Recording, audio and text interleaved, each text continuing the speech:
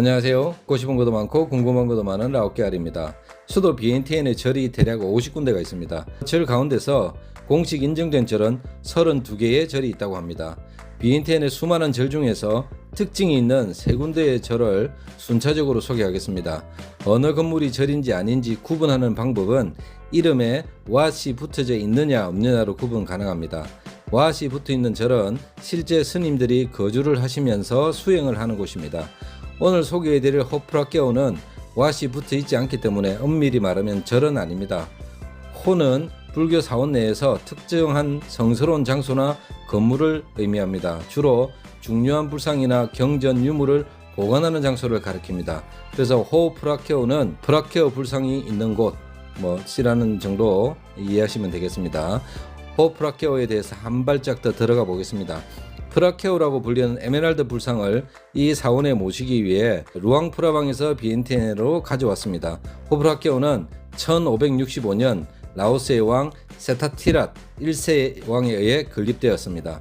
프라케오라고 불리는 에메랄드 불상은 당시 라오스에서 가장 신성한 불상으로 여겨졌으며 불상의 신성함과 힘이 나라를 보호하고 왕국의 번영을 가져온다고 믿었습니다.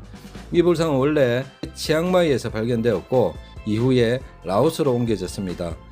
지금은 태국 땅이죠. 그 옛날에는 라오스 란상 왕국의 속국에 있었습니다. 세타티라 왕은 이 불상을 모셔서 라오스 왕국의 영적 중심지로 만들고자 했습니다. 이를 통해 왕국의 권위를 강화하고 불교 신앙을 통합하려는 의도를 가지고 있었습니다. 세타티라 왕과 비엔티엔으로의 천도 내용은 라오스 역사 3편에 자세히 설명되어 있습니다. 영상 마지막에 링크 시켜놓겠습니다.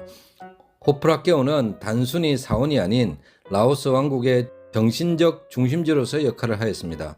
세타티랏은 불상의 신성한 힘이 라오스 왕국의 정치적 안정과 국가의 보호에 기여할 것이라고 믿었으며 이를 통해 왕국의 통합과 정통성을 강조하려는 목적이 있었습니다.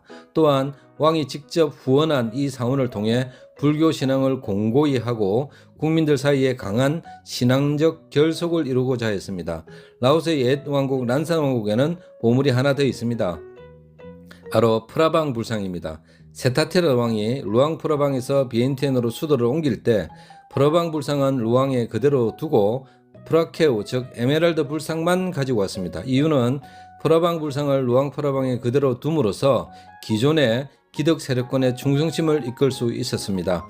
프라방 불상은 지금 루앙 프라방 왕궁 박물관 입구 오른쪽 건물에 봉안되어 있습니다. 프라케오 불상을 가지고 비엔티엔으로 옮김으로써 신진 세력의 구심점을 만들 수 있었습니다. 그 득이었는지 버마 따웅우 왕조의 2번에 걸친 침입을 훌륭하게 잘 막아냈습니다. 에메랄드 불상은 원래 치앙마이에 있던 것을 가져온 것으로 그 이후에도 여러 차례 라오스와 태국 간의 갈등 속에서 이동되었습니다.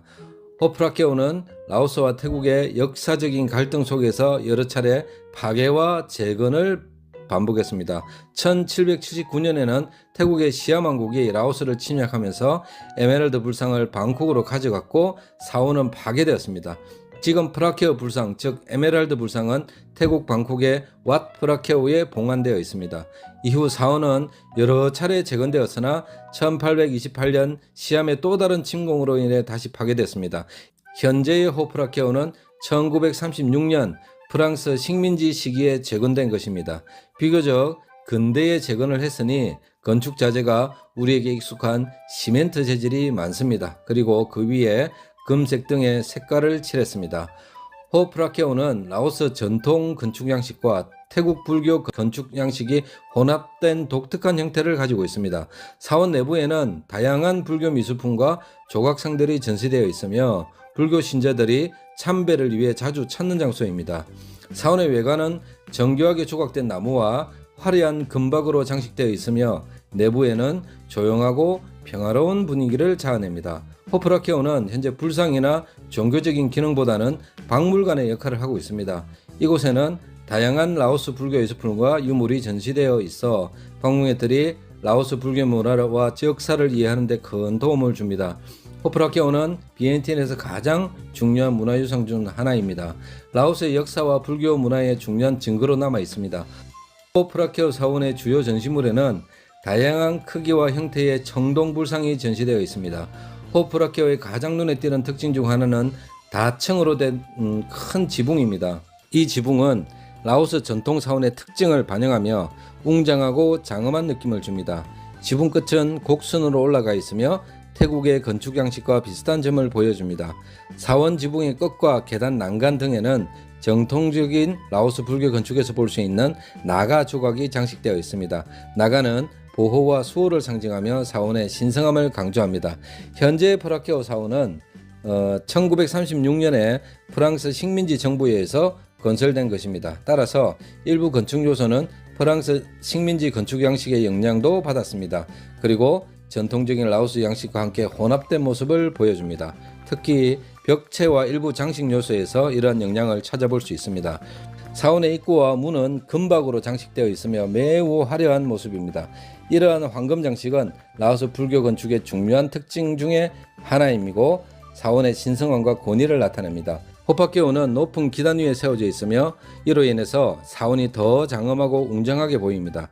높은 기단은 사원이 세속적인 세계에서 멀리 떨어져 있다는 상징적인 의미를 지니고 있습니다. 사원 주변에는 넓은 마당이 있으며 이곳은 의식과 행사 또는 기도와 명상을 위한 공간으로 사용되었습니다. 마당에는 돌 항아리 같은 전통적 유물들이 배치되어 있어 사원의 고요한 분위기를 더해줍니다. 호파케오 사원 마당에 있는 돌 항아리는 라오스의 전통적인 종교적 관습과 깊이 연관되어 있습니다. 이 돌 항아리들은 라오스의 불교 신앙에 중요한 역할을 하는 유물로 사원을 방문하는 신도들이나 방문객들이 종교적 의식을 행하는 데 사용되었습니다. 돌 항아리는 불교 의식에서 중요한 역할을 합니다. 신도들은 항아리에 물이나 꽃을 바치며 기도하고 복을 빌기 위해 이곳에 공양물을 올립니다. 이러한 의식은 개인의 신앙을 강화하고 사원의 신성함을 지키기 위한 중요한 부분으로 간주됩니다. 호파케오에서 내려다 보이는 곳이 주석궁입니다.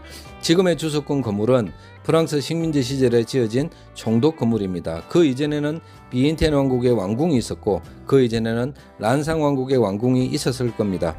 호파케오 사원을 건설할 당시에는 이 건물이 세타테라 왕이 호라케오 불상과 독대하며 기도하는 개인 기도 목적의 건물이었으니까 지금처럼 담으로 나눠지지도 않았을 것이고 자유롭게 드나들었을 것입니다. 호파케오 사원 안에 무료로 이용할 수 있는 화장실도 있습니다. 호파케오 사원은 사원 내부뿐 아니라 사원 외부에도 금연입니다. 담배 피우고 있으면 어디선가 경찰이 나타납니다. 조심하셔야 됩니다. 오늘은 호파케오에 대해서 알아봤습니다. 비록 주석궁에는 국가 주석이 살지 않고 호파케오에는 프라케오 불상이 안고 없는 찐빵, 빈 껍데기 궁궐과 사원에 불과하지만 과거에는 왕실도 호파케오도 왕실 전용 건물로서의 역할을 충분히 했을 것입니다. 화려했던 왕국의 기억을 되살리 보기에는 부족함이 없는 곳이라 할 수 있겠습니다. 감사합니다. 라오케아르였습니다.